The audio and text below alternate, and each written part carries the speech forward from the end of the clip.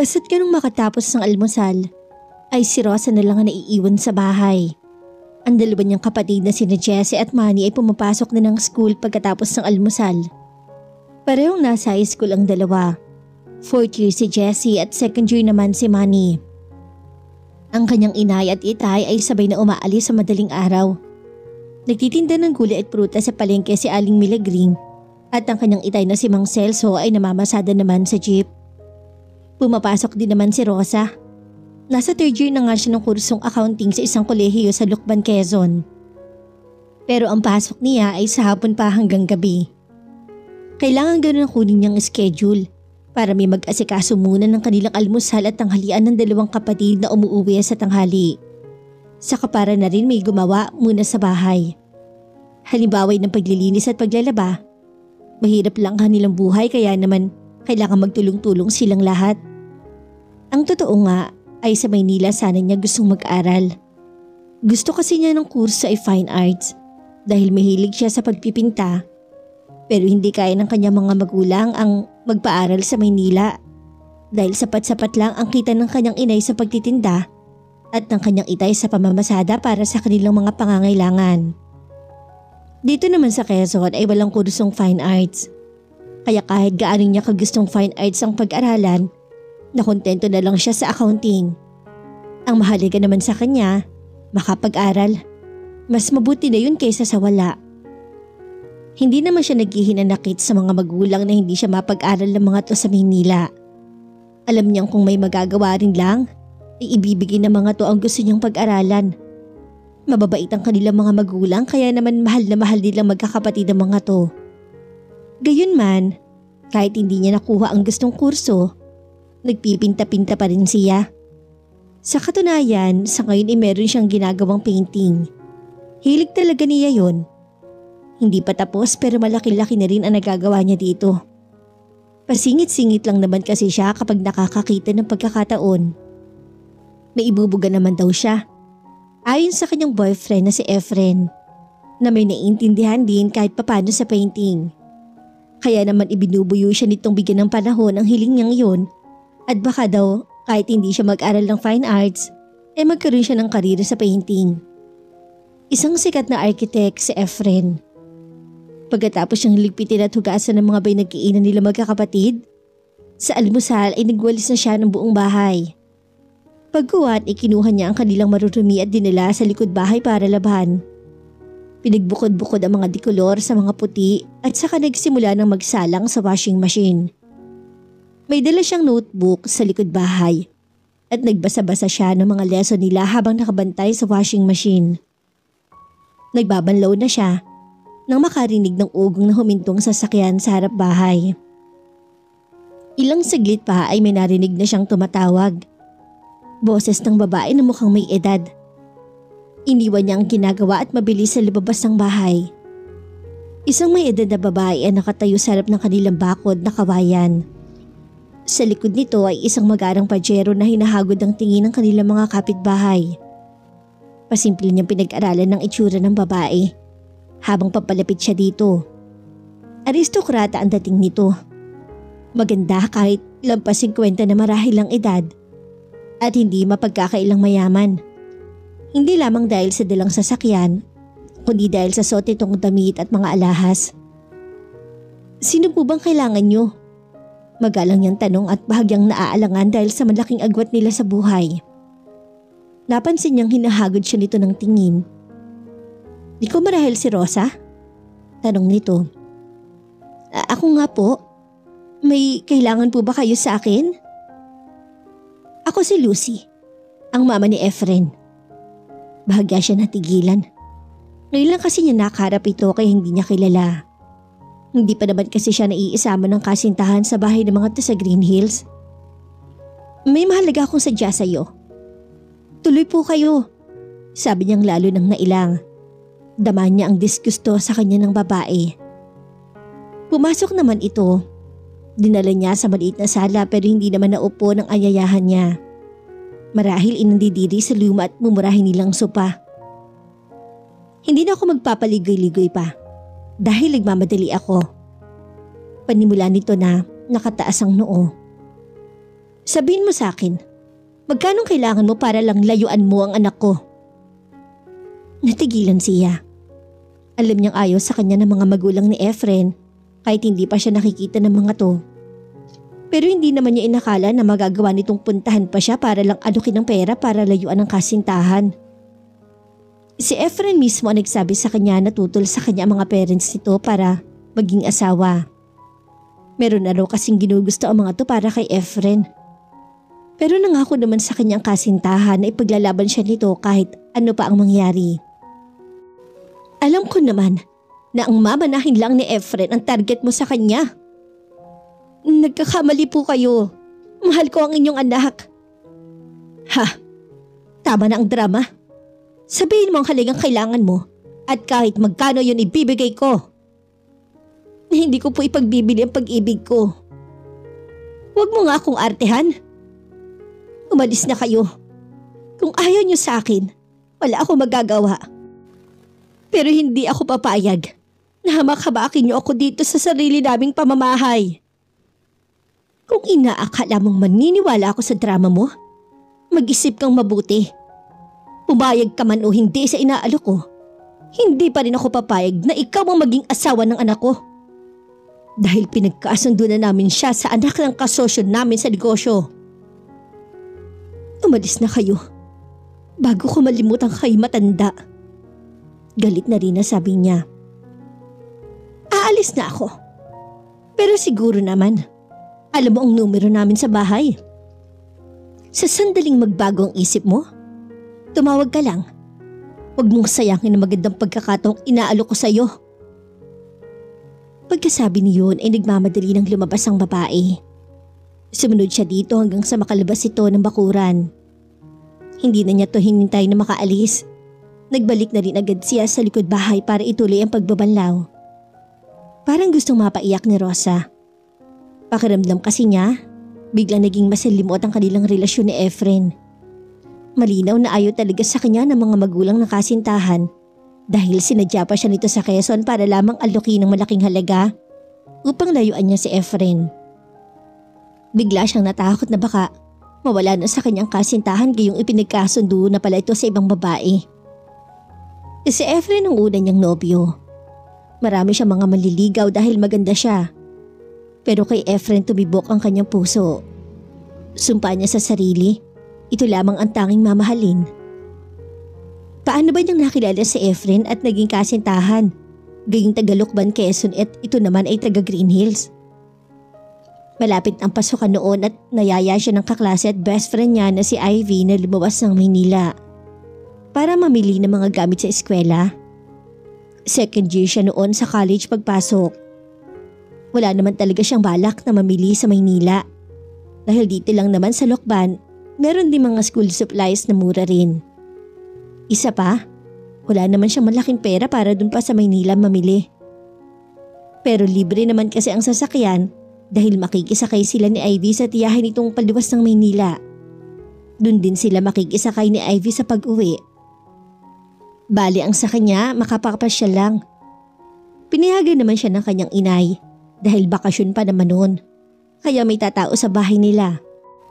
Binigyan na rin siya ng konting pera para daw kung magustuhan niyang bumili, may ibibili siya. Sabado nang umalis sila. Maagang maaga dahil may ihahatid sa airport ang tiyahin ni Ivy. 5 katao lamang sila sa van ng tiyahin ng kaibigan. Kasama na silang 2. Sumama na sila sa airport dahil maaga pa naman at wala pang bukas na mga mall. Sa SM gustong mamili ni Ivy dahil para sa sarili lamang nito ang bibilhin. Mula sa airport ay nagtungo ang tiyahin ni Ivy sa Project 8 kaya ibinabas sila nito sa SM North EDSA. Ang usapan, babalikan na lamang sila doon bandang 1:00 ng hapon. Tuwang-tuwa si Rosa dahil madalang na madalang siya makalibas ng Maynila. At iyon din ang unang pagkakataon niya na mapunta sa SM. Palibasa nga, magpapasukan na kaya napakaraming tao sa mall. Habang naglalakad sila patungong National Bookstore sa loob ng mall, napadaan sila sa pwesto ng mga painting. Dahil may likas na hilig sa sining na yun, humiwalay siya kay Ivy.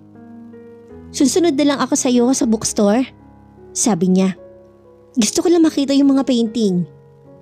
Huwag ka magtatagal ah. Hay lang yung National Bookstore. Sabi nitong lumakad ng patungo sa bibilhan ng mga school supplies. Dumiretso siya sa pwesto ng mga painting. Marami ang mga nakadisplay at malalaki talaga. Meron ng mga nakakwadro pero ang iba'y nasa canvas pa. Impressed talaga siya. Lalo na sa mga local sceneries dahil ganoon ang gusto niyang gawin. Ang ginagawa nga niya sa kasalukuyan ay isang bahay kubo sa gitna ng malawak na taniman ng mga bulaklak. Inisa-isa niyang tignan ang mga painting. Gusto rin niya ang mga still life, kung tawagin, yung mga painting ng mga prutas o bulaklak sa flower vase. Meron din mga abstract na gusto rin niya. Palagay niya, naintindihan niyang ibang ibig iparating ng pintor kahit abstract ang painting. Siguro nga, magiging pintor talaga siya. Nalibang na siya ng husto at nalimutan niya ang oras. Hindi na niya namalayan kung gaano siya katagal doon. Na magsawa ay nagpa siyang sundan si Ivy sa bookstore. Pero hindi na niya to makita doon. Naisip niyang baka binalikan na siya sa pwesto ng mga paintings at hindi sila nagkasalubong dahil sa dami ng tao. Nagbalik siya sa pwesto ng painting pero wala din doon si Ivy. Tiyak niyang hinahanap na siya nito. Nagbalik din agad siya sa bookstore pero nagalugad na niya ang buong lugar ay hindi niya makita si Ivy. Iiling-iling siya lumabas ng bookstore. Kinakabahan na siya dahil tingin niya ay tanghali na. Baka nga oras na ng tanghalian dahil nakakaramdam na siya ng gutom. Ibig sabihin, konting oras na lang susunduin na sila ng tiyahin nito. Parang gusto na niyang magpanik. Lumabas muna siya ng bookstore at nagpalingon-lingon. Miss! Tawag sa kanya ng isang buong boses ng isang lalaki. Pagligo niya isang gwapong lalaki ang nasa may tagiliran niya. Matangkad at napakagandang magdala ng damit. Bakit? Tanong niya. Kanina pa kasi kita napapansin na parang may hinahanap. O baka naman nawawala ka? Sabi nito sa palakaibigang boses. Marahil ay upang mapalagay loob niya dito. Kuan. Nagkahiwalay kami ng kasama ko at siya ang hinahanap ko. Sabi niya. Mukha naman kasing mabait ang lalaki kaya nagtapat na siya dito. Ano bang kasama mo? Bata? Hindi. Mas bata lang ng konti sa akin. Kaklase ko siya at namili siya ng mga gamit sa school dito sa bookstore. Naghiwalay lang kami sandali dahil tumingin ako sa mga paintings doon sa bandaron. Nung puntahan ko siya dito, wala na siya. Gusto mong ipapage natin siya para madali kayong magkita? Pagpipresenta nito ng tulong sa kanya. Pwede ba? Oo naman. Sige na nga, pakitulungan mo na ako. Kasi malapit ang oras ng pagsundo sa amin. Sa Quezon pa kami uuwi. Baka maiwan nila ako. Hindi pa naman ako sanay dito sa Maynila. Halika. Yaya nito sa kanya ang nagpauna na to at sumunod naman siya. Nagpunta sila sa opisina at doon nga ipinapage nila si Ivy. Sinabi nila kung saan siya maghihintay dito. Habang naghihintay sila sa harap ng pwesto ng mga paintings, ay nagkakilala sila ng lalaki. Ako nga pala si Efren. Efren Domingo. Rosa. Rosa naman ako. Nagkabay sila. Naramdaman agad niya ang init mula sa palad ng lalaki kaya nahila niya ang kamay mula sa pagkakahawak nito. Sorry. Nakangiting sabi ng lalaki. Hindi siya kumibo. Maari ko bang malaman kung saan kayo sa Quezon? Hindi siya nagdalawang isip na ibigay sa lalaki ang address nila. May crush kasi agad siya sa lalaki. At kung may balak itong likawan siya kaya tinatanong ang address niya, hindi niya ipagraramot yun. Dumating si Ivy at pinakilala niya to sa kaibigan. Nilibre pa sila ni Efren ng tanghalian sa isang restaurant doon bago sila maghiwalay. Laking gulat niya. Nang pagkaraan ng isang linggo ay dumating sa kanila ang lalaki. Maraming dalang pasalubong. At doon nagsimula ang panliligaw nito sa kanya. Pagkaraan ng 3 buwan ay sinagot niya to at formal silang naging magkasintahan. Habang papasok siya sa school ng hapong iyon, iniisip pa rin niya ang pagkapunta sa kanya ng mama ni Efren at ang pag-aalok sa kanya nito na malaking halaga para lamang layuan niya ang kasintahan. Kinakabahan siya sa maaring gawin ng babae para lamang mapaghiwalay sila ni Efren. Kitang-kita niya sa mukha nito ang matinding pagnanais na mapaghiwalay sila. Kaya nagtitiyak niyang gagawin nito ang lahat para wasakin ng kanilang relasyon ng kasintahan. Malaki ang tiwala niya kay Efren ay paglalaban siya nito. Gayunman, hindi niya maalis sa sarili ang matakot.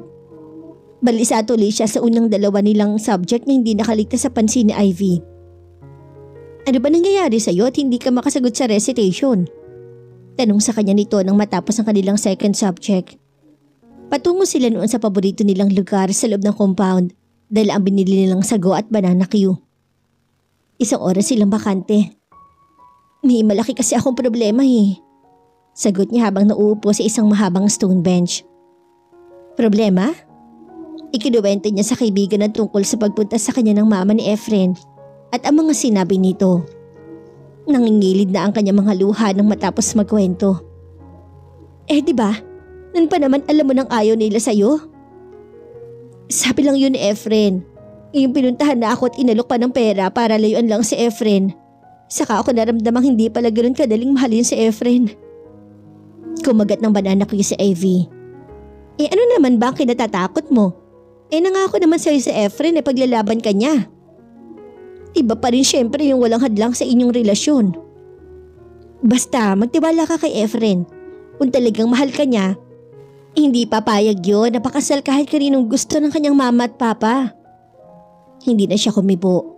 Hinarap na lang ang pagkain ng banana Q. Maya-maya nagring ang kanyang cellphone. O ayan ang boyfriend mo kaya wag ka nang kabahan dyan. Pabirong sabi ni Ivy na halos nahuhulaan na kung sinong tumatawag. Basta kasi ganong oras ay tumatawag sa kanya si Efren. Alam nitong vacant period nila ang oras na yun kaya naman sinasamantala nitong makausap siya. Palibasa ay magkalayo sila kaya naman nagkakasya na lang sila sa araw-araw na pag-uusap sa cellphone. Tumayo siya at bagyang lumayo kay Ivy bago sinagot ang tawag ni Efren. Si Efren nga ang nasa kabilang linya. O anong minemerienda niyo ni Ivy ngayon? Masayang tanong nito. Naku, masarap. Sagot banana Q. Wow, bigla akong ginutom ah. Natawa siya. Saglit na parang gusto niyang sabihin sa lalaki tungkol sa pagkakapunta sa kanya ng mama nito. Pero nagbago siya ng isip. Pwede ka bang umalis dyan sa weekend? Tanong nito sa kanya. Sa weekend? Bakit? Yayayain sana kita sa rest house namin sa Zambales eh. Bakit? Anong meron? Wala naman.